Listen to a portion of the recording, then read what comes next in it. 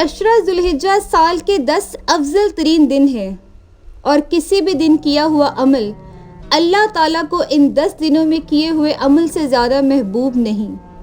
اس لیے ان 10 دنوں میں زیادہ سے زیادہ نیکیاں کمائیں۔ ان 10 دنوں میں کرنے کے کام ہے کہ نماز کو اول وقت میں ادا کیا جائے جو کہ افضل ترین عمل ہے، 12 رکعت سنت موقدہ ادا کی جائیں، نوافل کی کثرت اور نماز تہجد کا اہتمام کریں، طویل قرات کریں، صدقہ و خیرات کریں، خدمت خلق کریں، صبح و شام کے اذکار کی پابندی کریں، پہلے 9 دن نفلی روزہ رکھیں، خاص طور پر یوم عرفہ کا روزہ لازمی رکھیں، درود شریف پڑھ کر دعائیں مانگیں، تلاوت قرآن کی کثرت کریں،